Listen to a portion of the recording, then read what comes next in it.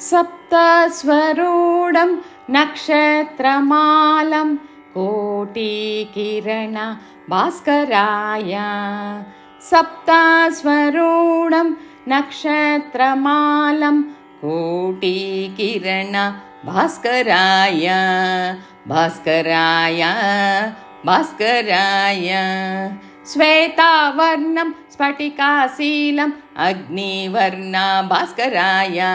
श्वेतावर्णं स्फटिकाशीलम् अग्निवर्णा भास्कराय भास्कराय भास्कराय। सप्तस्वरूढं नक्षत्रमालं कोटिकिरण भास्कराय। सप्तस्वरूढं नक्षत्रमालं कोटिकिरण भास्कराय भास्कराय भास्कराय।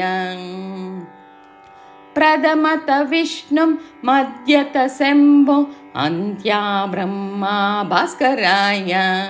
प्रथमत विष्णुं मध्यत शम्भो अन्त्या ब्रह्मा भास्कराय।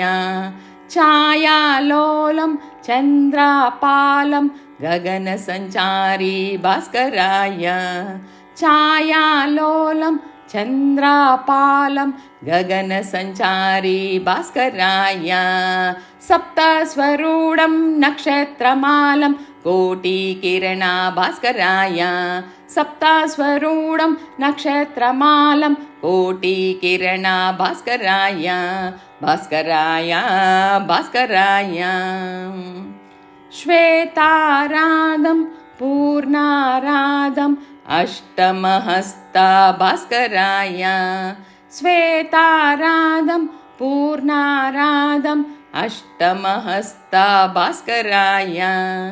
गगनज्वालं दग्धज्वालं प्रज्वलाकृता भास्कराय। गगनज्वालं दग्धज्वालं प्रज्वलाकृता भास्कराय भास्कराय भास्कराय भास्कराय भास्कराय। सप्तस्वरूढं नक्षत्रमालं कोटिकिरण भास्कराय। सप्तस्वरूढं नक्षत्रमालं कोटिकिरण भास्कराय भास्कराय भास्कराय भास्कराय भास्कराय। अग्निवस्त्रं सच्चिदानन्दं सच्चिदानन्द भास्कराय। अग्निवस्त्रं सच्चिदानन्दं सच्चिदानन्द भास्कराय। सप्तस्वरूढं नक्षत्रमालं कोटिकिरण भास्कराय। सप्तस्वरूढं नक्षत्रमालं कोटिकिरण भास्कराय भास्कराय भास्कराय भास्कराय भास्कराय भास्कराय भास्कराय। జై శ్రీమన్నారాయణ. శ్రీమద్ అష్టాశ్రీ సంపత్ కుమార రామానుజ అతిభ్యో నమః. అస్మద్గురుభ్యో నమః. ఈరోజు మనము మాఘమాసంలో విశేషంగా ఆరాధన చేసుకునే సూర్యనారాయణ యొక్క వైభవాన్ని సంక్షిప్తంగా తెలుసుకుందాము. మొన్న జరిగింది కదండి రథసప్తమి కార్యక్రమం. ఆ యొక్క విశేషమేంటి? సూర్యనారాయణుడు అవతరించిన రోజు. అసలు ఈ సూర్యుడిని ఇంత విశేషంగా అందరూ ఆరాధిస్తున్నారు. ఎందుకు? సమస్త కళ్యాణగుణ కారకుడు ఆ స్వామి, మరియు ఆరోగ్య ప్రదాత, మనకి ప్రత్యక్షంగా దర్శనమిచ్చే స్వరూపం. మళ్ళీ ఇంకా మనకి ఏం చెప్తున్నారంటే, బయటకి మనకి కనిపించే ఆత్మస్వరూపం అని చెప్తున్నారు.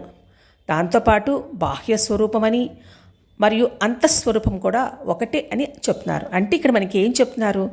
మనకి బయట అందరికీ దర్శనమిచ్చే ప్రత్యక్షంగా గోచరించే స్వామి సూర్యనారాయణ అంటారు. ఇప్పుడు మనము నిత్య తిరువారాధన చేసుకుంటామండి ఇంట్లో. మరి బయటికి వెళ్తూ ఉంటాం. బయటికి వెళ్ళినప్పుడు మనకి తిరువారాధన అలా విగ్రహాలు మనం తీసుకెళ్ళగలమా? లేదు కదా. మరి అలాంటప్పుడు ఎట్లాగండి? మనకి ప్రత్యక్షంగా గోచరించి ఆ సూర్యనారాయణకి ఒక అంజలి సమర్పించి మనము అలాగా మనకు వచ్చిన శ్లోకాలని పారాయణ చేసుకోవచ్చని మనకి పెద్దలు చెప్తున్నారు. వీరు ఎలా వేయించేసి ఉంటారంట అంటే వింజగిరి ప్రాంతంలో అతి వేగంగా ప్రయాణిస్తుంటారంట సూర్యనారాయణుడు. మరి ఈయన చక్కని బంగారు వర్ణములో ఉండి సప్త అశ్వరథారూఢై వేయించేసి ఉంటారు అని చెప్పంటున్నారు. మరి అంటే ఈయన ఒక వృత్తాకారంలో అమితమైన వేడి కలిగి ఉన్న బింబం ఉండి శత్రువుల్ని సంహరించేవాడు. అంటే అమితమైన వేడితో తేజోవంతమూర్తి అయి వృత్తాకారంలో ఉన్న బింబం కలిగి శత్రువుల్ని సంహరిస్తాడు అని అంటున్నారు. ఇక్కడ ప్రతి జీవుడికి అంటే ఈ సృష్టిలో 84 లక్షల జీవరాశులు ఉన్నాయి. ఇన్ని జీవరాశులు కూడా ఒక చైతన్యమైన స్థితిని, ఒక గమనముని కలగడానికి ఆ సూర్యనారాయణుడే కారణభూతులు అవుతారు. మనము ప్రప్రదంగా మనము ఇంద్రుడు, ధాత, భృగువు, మిత్రుడు, వరుణుడు, అర్చిస్సు, వివస్వంతుడు, ద్వష్ట, విష్ణువు, పూషుడు, నహిత, అర్యముడు అనే 12 నామాలతో ఆదిత్యుణ్ణి కీర్తిస్తారు పెద్దలు. అలాంటి 12 నామాలతో ప్రసిద్ధికెక్కిన ఆ సూర్యనారాయణకి ఒక అంజలి సమర్పించుకుంటూ దీంట్లోని విషయ వైభవాన్ని తెలుసుకునే ప్రయత్నం చేద్దాం మనం. మరి ఇక్కడ మనకి దశావతార స్తోత్రం అని ఒకటి ఉంటుందండి, పెద్దలు అనుగ్రహించారు. వేదాంత దేశికులు అనేవారు ఈ దశావతార స్తోత్రాన్ని అనుగ్రహించారు. అంటే ఇక్కడ మనకి అన్ని గ్రహాల్లోకి అధినాయకుడు సూర్యనారాయణుడు కదా. పారావార పయో విశోషణ కళాపారీన కాలానల జ్వాల జాల విహారహారి విసికా వ్యాపార ఘోరక్రమ సర్వావస్థ సత్కృపంన జనతా సంరక్షణైకవ్రతి ధర్మో విగ్రహవాన్ అధర్మ విరతిం ధన్వీస తన్వీతనః. ఇక్కడ మనకి సూర్యుని స్తుతిస్తూ ఆ గ్రహం యొక్క వైభవాన్ని కీర్తిస్తూ మనకి ఇక్కడ ఈ యొక్క శ్లోకాన్ని అనుగ్రహించారు. అంటే ఇక్కడ మనకి దశావతార శ్లోకంలో ఆ స్తోత్రంలో శ్రీ రామావతారాన్ని మనకి ఇక్కడ అనుగ్రహిస్తున్నారన్నమాట. మరి ఈ మాఘమాసంలో మాఘపు ఆదివారం పూట స్నానాలు ఆచరిస్తారు, సముద్ర స్నానాలు చేస్తారు అని మనం చెప్పుకున్నాం కదా. మరి ఇంత విశేషమైన వైభవం ఉన్న ఆ సూర్యనారాయణ గురించి మనము తెలుసుకునే ప్రయత్నం చేద్దాం అనుకున్నాం కదా. ఈ స్వామిని మనము ఉపాసన చేసి ఆరాధన చేస్తే మనకి విశేషమైన ఫలితాలు కలుగుతాయి అని అంటున్నారు. మరికి చర్మానికి కంటికి కూడా ఉన్న రుగ్మతులు పోతాయి, ఆరోగ్య ప్రదాతాన్ని మన పెద్దలు చెప్తున్నారు కదా. అంటే ఇది చేయడం వల్ల నయం అవుతుందని మనం విశ్వాసంతో మనం ఆదిత్య హృదయం పారాయణ చేసుకోవాలి. మనకి భాగవతంలో అనేక రకమైన కథలు ఉన్నాయండి దీని విశేషంగా తెలుపుతూ. దాంట్లో ఏంటంటే కృష్ణుడి కొడుకు సాంబుడు అనే వారు ఉన్నారనమాట. ఆయన అచ్చం కృష్ణ పరమాత్మ ఎలాగుంటారో ఆ రూపాన్ని కలిగే ఉంటారు, అంత అందంగా ఉంటాడు. ఈయన జాంబవతి కృష్ణుడికి పుట్టినవాడనమాట. ఈ యొక్క అహంకారంతో అతనికి వచ్చిన రూపంతో కృష్ణుడి యొక్క పత్నులతో అలాగా ఒక విధంగా అనువర్తించేవాడు. అంటే ఆ కృష్ణుడు వేషం వేసుకొని తల్లుల వద్దకి వెళ్ళేవాడు అనమాట. వారికి ఏం తెలియదు కదా, మరి కృష్ణుడే వచ్చాడు అనుకొని వారు దగ్గరికి చేరుకునేవారు. అప్పుడు ఒక వికృతమైన నవ్వు నవ్వి ఆహాహా అని నేను సాంబుని అని చెప్పి మళ్ళీ పక్కకి వెళ్ళిపోయేవాడు.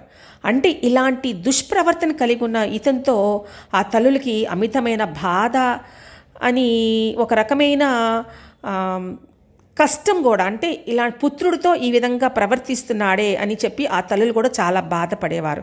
ఇలాంటి దుష్ప్రవర్తన చూసిన నారదుడు సాంబుడికి ఒక శాపం ఇస్తాడు. నీ యొక్క అందాన్ని చూసు నువ్వు ఇంత అహంకారం పోతున్నావు కదా, నువ్వు కుష్టి రోగవై కష్టాలు పడని చెప్పి ఒక శాపాన్ని ఇస్తాడు. అనేక విధాల ప్రాధేయపడతాడు. ఏమీ ఆయన ఆ శాపాన్ని ఉపసంహరించుకోడు. తండ్రి వద్దకు వెళ్తాడు, కృష్ణుడి దగ్గరికి వెళ్తాడు. పెద్దల వాకు వృధా పోదు కదండి. మనం చేసిన వికృతమైన పనులు, మన నోటి దురుసు, మనం చేసిన ఆ పనుల ప్రారంధం వల్ల మన కర్మ అనుభవించాల్సిందే కదా. కృష్ణుడు కూడా దానికి ఒప్పుకోడు.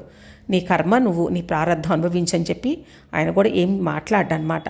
అలాగా ఆ యొక్క దురవస్థని చూసి ఆ బాధ పడలేక అనేక పుణ్యక్షేత్రాలు దర్శిస్తాడు. మనకి సాంబ ఆదిత్యుడని మనకి అనేక పుణ్యక్షేత్రాల్లో దర్శనం అవుతూ ఉంటుందన్నమాట, అనేక దేవాలయాలు. అంటే ఆ సాంబుడు ఈ ఆదిత్యుడి యొక్క విగ్రహాన్ని ప్రతిష్ఠ చేయడం వల్ల సాంబ ఆదిత్యుడని మనకి పురాణాల్లో చెప్తారనమాట. అలా తిరిగి తిరిగి తిరిగి 7 సంవత్సరాలు తిరిగి ఒక దుర్గంధపూరితమైన వాసన వస్తుంటే చివరికి కాశీ క్షేత్రానికి వెళ్ళి అక్కడ కూడా విశేషంగా ప్రార్థన చేస్తాడు పరమాత్మని. అలాగా పరమాత్మ అనుగ్రహం కలిగితే ఏముందండి, ఎటువంటి కష్టమైన రూపం మారిపోతుంది కదా. ఆ సమయంలో ఆకాశం నుంచి కొన్ని తాళపత్రాలు కిందకి పడినాయంట. అంటే దాంట్లో 12 ఆర్యస్తుతి అని కొన్ని శ్లోకాలు కలిగి ఉన్న ఒక తాళపత్రాలు కింద పడినాయి అన్నమాట. పరమాత్మ అనుగ్రహం చూడండి ఎలా ఉందో. 7 సంవత్సరాలు కఠోరమైన బాధలు పడ్డాడు, కఠినమైన బాధలు పడ్డాడు. చివరికి పరమాత్మ అనుగ్రహం కలిగిందేమో ఆ యొక్క స్తుతిని అనుగ్రహించి సాంబుడికి దాన్ని స్తుతించడం వల్ల 12 ఆర్యస్తుతిని స్తుతించడం వల్ల ఆయన యొక్క రోగము పోయి పరిపూర్ణ ఆరోగ్యవంతుడయ్యాడనమాట. ఇవి చాలా చిన్న చిన్న శ్లోకాలు మనకి బయట దొరుకుతాయి. 12 ఆర్యస్తుతి అని 12 శ్లోకాలతో కూడిన చిన్న చిన్న శ్లోకాలు. ఈ విధంగా ఆయన ఆ యొక్క 12 ఆర్యస్తుతిని స్తుతించడం వల్ల తన రోగాన్ని పోగొట్టుకున్నాడు, కుష్ఠవ్యాధిని పోగొట్టుకొని మళ్ళీ యథారూపాన్ని పొందాడనమాట. అంటే ఇక్కడ మనకి మరి ఇంకొక విషయం ఏంటంటే చర్మానికి కంటికి ఉన్న రుగ్మతలు పోగొడుతుంది ఆదిత్య హృదయం అని చెప్పుకున్నాం కదా. మరి ఇంకొక విషయం ఏంటంటే నడిమిట్టి సర్వమంగళాశాస్త్రని పూరి పండితులు అనమాట. వీరు వేరే వారితో వాదోపవాదాలు చేస్తూ శాస్త్రం యందు వీరు మంచి దిట్ట పాండిత్యమందు. అలాగా వారు దాంట్లో ఎదుటి ఉన్న పండితులతో విజయాన్ని సాధించారు. అలా విజయాన్ని సాధించిన వారికి ఈ శాస్త్రి గారి మీద చాలా కోపం. ఎట్లాగైనా వీన్ని ఏదో విధంగా అవమానించాలని చెప్పి అనేక రకాలుగా బాధ పెడుతుంటారు. అంటే వీరు పూరిలో జగన్నాథుడి యొక్క దర్శనం చేసుకుని తిరిగి వస్తూ ఉంటే ఆ యొక్క స్వామిని ఉద్రేకపరుస్తూ మాటలు తూలుతారన్నమాట ఎదుటి వాళ్ళు. అలా మాటలు తూలుతున్నప్పుడు ఆయనకి కోపం వచ్చి ఆయన చేతిలో ఉన్న ప్రసాదాన్ని ఇసిరి కొడతారు. ఆ ప్రసాదం ఇసిరి కొట్టడం వల్ల వారికి వెంటనే దృష్టి పోతుంది. మరి పెద్దలు, పాండిత్యం తెలిసిన వారు, పండితులు కదా, మరి వారి అప్పుడు సూర్యనారాయణ ఎదురుగుండా కూర్చొని ఈ యొక్క ఉపాసన చేశారు సూర్యనారాయణని. అలా చేయటం వల్ల ఈ ఆదిత్య హృదయం పఠించడం వల్ల వారికి వెంటనే చూపు వచ్చిందంట. అదేంటండి, ఇంత పండితులు అలాగ ప్రసాదాన్ని విసిరి కొట్టవచ్చా, అలా కొట్టిన వెంటనే కళ్ళు అలాగ దృష్టిని పోగొట్టుకోవచ్చా అంటే వారికి అసలు పాపం అనేది లేదండి, పాపం అనేది నిల్. మరి ఏదో ఒకటి అలాగా లేకపోవటం వల్ల ఇది పాపం యొక్క లిస్టులో పడిపోయిందనమాట. మళ్ళీ ఆ ఆదిత్యుణ్ణి ప్రార్థన చేసి అలా కీర్తించగా వీరికి మళ్ళీ దృష్టి అనేది వచ్చింది అని చెప్పాను. ఏదైనా మనము ఒక విశ్వాసంతో చేయాలి, అంతేగాని ఏదో చేశాము అంటే చేశామని కాదు. నమ్మకంతో కాదండి, విశ్వాసంతో చేయాలి. నమ్మకం వేరు, విశ్వాసం వేరు. నమ్మకం అంటే కొంచెం అనుమానంగా అటు ఇటుగా ఉంటుంది. విశ్వాసం అంటే ఇక ఆయనే మనకి రక్షకుడు, ఆయన వల్లే మనకి బాధలు పోతాయి అని పరిపూర్ణమైన ఒక దృఢ నిశ్చయంతో వారిని శరణాగతి చేయాలి. అప్పుడే మనము సంపూర్ణమైన ఫలితాన్ని పొందుతామని మనకి ఇక్కడ ఆదిత్య హృదయం పఠించడం వల్ల మనకి వీరు ఇరువురు కూడా అంత గొప్ప వైభవాన్ని పొందారు అని చెప్పి అంటారు. మనకి ఇంకా రశ్మి స్నానం అంటారు. రశ్మి స్నానం అంటే ఏంటండి, ఉదయం 6 గంటల నుంచి 7 గంటల వరకు సూర్యుని యొక్క కిరణాలు ఒక అద్వితీయమైన శక్తి కలిగి ఉంటాయి అని చెప్పంటారు. అంటే ఆ విధంగా ఆ సమయంలో స్నానం ఆచరించామనుకోండి చక్కని ఫలితాన్ని పొందుతారు అని చెప్పి మనకి ఇక్కడ విశేషంగా చెప్తున్నారు. అంటే ఇక్కడ మనం ఎందుకు ఇది ముచ్చటించుకున్నామంటే మాఘ పౌర్ణమి రోజు చేసే స్నానానికి విశేషమైన ఫలితం ఉంటుందని చెప్తున్నాం కదా. అంటే ఆ సమయంలో సూర్యుడు చక్కని విశిష్టమైన శక్తిని కలిగి ఉంటాయి ఆ స్వామి యొక్క కిరణాలని మనకి ఇక్కడ చెప్తున్నారు. ఏంటండి ఇక్కడ సప్తాస్వ రథామారూఢం ప్రచండం కశ్యపాత్మజం అంటారు. అంటే ఇక్కడ స్వామి సూర్యనారాయణుడు 7 అశ్వాలు కలిగిన రథాన్ని పూని ఉన్నాడు, హిరణ్మయమైన వర్ణం కలిగి ఉన్నాడు అని చెప్పి అన్నారు. అంటే సూర్య ఉపాసకులు చేసేవారికి స్వామి ఈ విధంగా గోచరిస్తాడని చెప్తారు పెద్దలు. కానీ అశ్వము అంటే కిరణాలను కూడా చెప్తారండి. ఆ కిరణాలు ఏంటి? 7 కిరణాలని చెప్తున్నారు కదా, అంటే 7 అశ్వాలు 7 కిరణాలుగా చెప్తున్నారు. అంటే ఈ 7 కిరణాలు జీవుల మీద పడినప్పుడు వారి యొక్క ఆరోగ్యం చక్కగా మెరుగుపడుతుందని చెప్పి మనకి ఇక్కడ పెద్దలు చెప్తున్నారనమాట. ఇక్కడ మొదటి కిరణం ఏంటంటే సుష్మననం అంటున్నారు. అంటే ఈ సుష్మననం అనే కిరణం ఎవరి మీద అయితే పడుతుందో ఆ సన్ రేస్ అనేవి వారికి పశ్చవాతం రాకుండా నిరోధిస్తుందంట. అంటే మనకి నాడీ మండలం యొక్క పనితీరు చక్కగా మెరుగవుతుందని చెప్తున్నారు. మరి రెండో కిరణం హరికేశం. అంటే ఈ హరికేశం అనే కిరణము గుండెలో ఉన్న కొవ్వు పేరుకోకుండా కాపాడుతుంది, గుండె జబ్బుల నుంచి కాపాడుతుందని మనం చెప్తున్నారు. మరి మూడోది విశ్వకర్మం.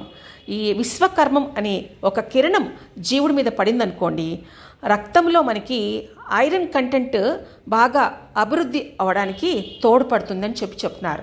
మరి నాలుగో కిరణం విశ్వవచం. అంటే ఇది ఊపిరితిత్తుల మీలో ఉన్న రుగ్మతలు పోగొడుతుంది. అంటే కఫము, శ్లేష్మము ఇవన్నీ ఉంటాయి కదా, అవి రాకుండా దీర్ఘవ్యాధిగా దగ్గుతో బాధపడే వారికి అంటే క్షయరోగం నుంచి కూడా ఇది కాపాడుతుంది అంటున్నారు.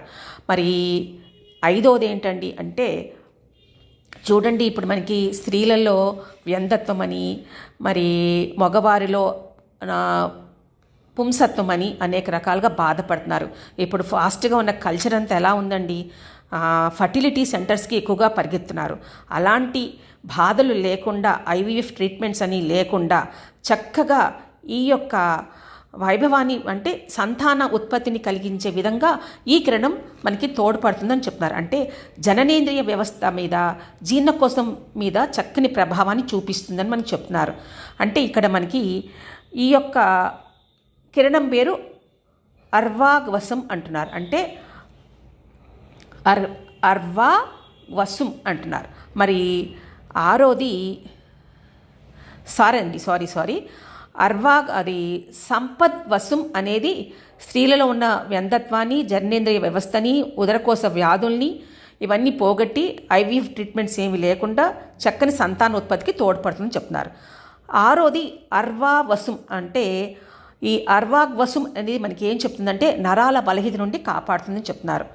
ఏడోది స్వరాడ్ వసు అంటున్నారు. అంటే ఈ స్వరాడ్ వసం అంటే స్వరపేటికని చక్కగా పనిచేసే విధంగా రక్షిస్తుంది అని చెప్తున్నారు. ఈ విధంగా ఈ సూర్యుని యొక్క ఆ 7 కిరణాలు జీవుల మీద చక్కని ప్రభావితం కలిగించి సమస్త రోగాల నుంచి కాపాడుతుంది అని మనకి ఇక్కడ చెప్తున్నారు.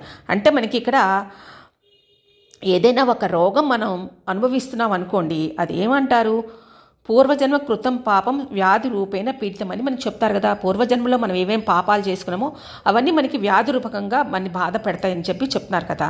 అలాంటప్పుడు మనకి ఇంకేం చెప్తున్నారంటే జన్మాంతర కృతైర్ దోషై శరీరేమే సముద్ధితాం వ్యాధిం వినాశయ క్షిప్రం భాస్కరాయ నమో నమో అని ఈ శ్లోకంతో ఆదిత్యుని ప్రార్థన చేసుకుంటూ ఆ జీవులకు వచ్చే రుగ్మతల నుంచి, అనారోగ్యం నుంచి కాపాడాలని ఆ యొక్క సూర్యనారాయణకి మనం ప్రార్థన చేసుకుంటూ మనం కూడా పరిపూర్ణ ఆరోగ్యంతో సలక్షణంగా ఉండాలని కోరుకుందాం. జై శ్రీమన్నారాయణ.